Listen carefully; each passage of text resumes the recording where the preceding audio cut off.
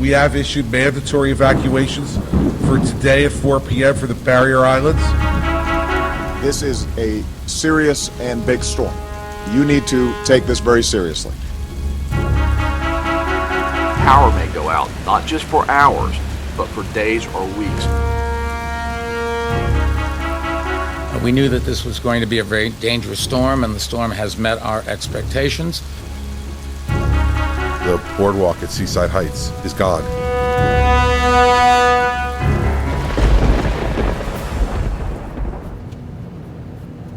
You look around and things don't look so bad, but most of these houses are shells. You have one coming up here on the left-hand side where you can see the front door is missing, the whole house is gutted. We have nobody around us, so I can stop. And that's what you have out here. It's just total devastation. All you have is shell of homes. That's what's left. Superstorm Sandy was probably the most impacted disaster that I've seen, and I've lived here all my life. This resort area, there's so many homes jammed in one area that probably 4,500 to 5,000 homes was affected by this. And tragic. It's devastating to be out there and to see the people crying and just working on their homes. It was something that you saw in Katrina. It was something that you saw in somebody else's town, not ours. So when you walk around and then it hits you that these people's lives were devastated in a 24-hour period, it's like almost like mind-boggling. Like, how could this happen here? Obviously, we need to make sure that our communities have access to clean water so that people can return to their homes and to a sense of normalcy. The most important thing we can do right now for everyone is conserving water. To that end, I'm signing an executive order tonight which establishes mandatory statewide water use restrictions. And in this area here, we probably had 4 foot of water in all the homes here. You certainly couldn't drive down this road. Wasn't a wait and see type of scenario. It was a proactive scenario, and that included the pump stations, that included homes, that included the infrastructure as far as all the towers. So these guys were out there. My 18-man crew, mechanics, everybody, just went out and we walked street to street. The majority of what we found was outside showers where boats, jet skis, cars, other houses, sheds had just come by and taken the outside shower and just snapped it off. So you have a 1/2 inch, 3/4 inch line just blowing water out of it. After that point, I came back to the office here and I started on the FlexNet system where I could look up individual houses. 048-229-02. And I could see by the water usage that there was something wrong and that there was a leak. Without the system, where do you go? You didn't know. Was it going to be Beach Haven? Was it going to be Ocean Acres? Was it? And so this way, we kind of had, again, another tool to tell us, guys, this is where we need to concentrate. This is where we need to be. I truly believe without that, it would have been a totally different story. If there was no FlexNet system the way we have it now, we would, other than physically open every meter pit in Beach Haven West, which is physically impossible, we wouldn't know until the customer came down or they got a water bill and said, this can't be. I would believe that there would probably still be leaking today if we didn't have FlexNet. There would still be leaking because some people haven't even visited their homes yet.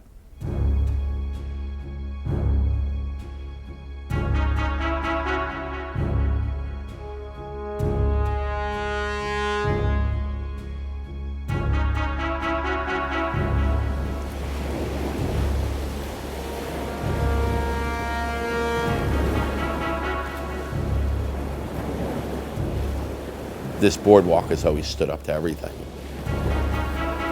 Man, it just blew right through, like it wasn't even there. When Manalocan opened up, the ocean just came in. The water was coming down all the streets, wires down everywhere. Everybody who lives on the bay got pretty much hammered, because I lost my home. I live on the bay.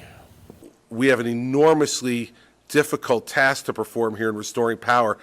As we work to get power back on, delivering fuel and generators to our water treatment facilities is a priority and is being done, as I mentioned earlier.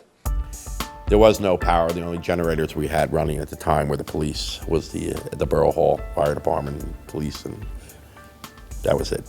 So about 9:30, the ocean started coming into the firehouse. And we had to wait until the water receded the next day, actually Wednesday, before we could actually do any kind of process in the treatment plant. There's no Sandy playbook.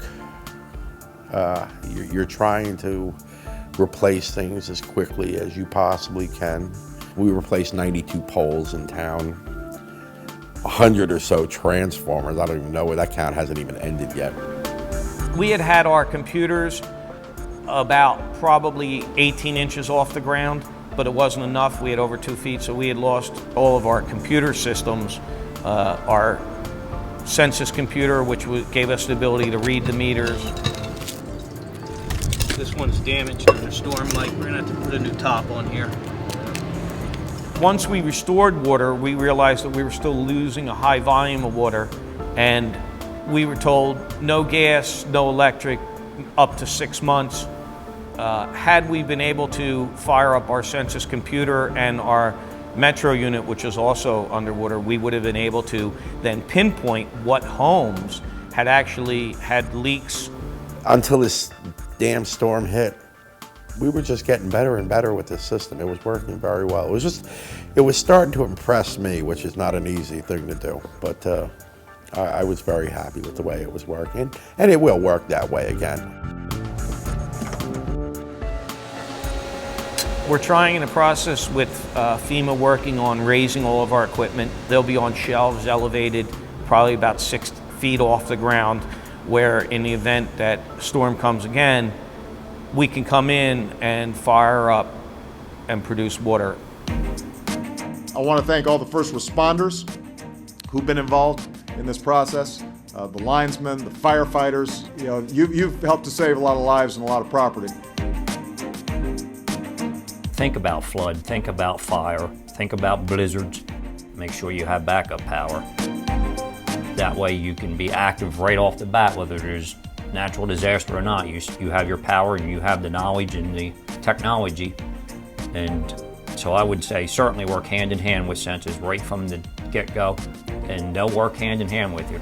As they rebuild to meet hurricane standards, you're going to see a lot of differences on the East Coast, but I think you're going to see it for the betterment.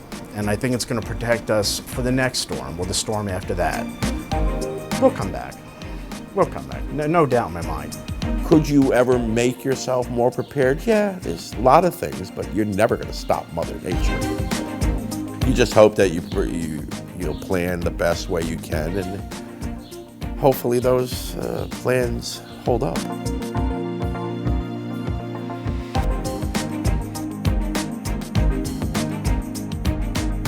If there's any type of disaster, if there's any type of issues, we're here. That's what we do.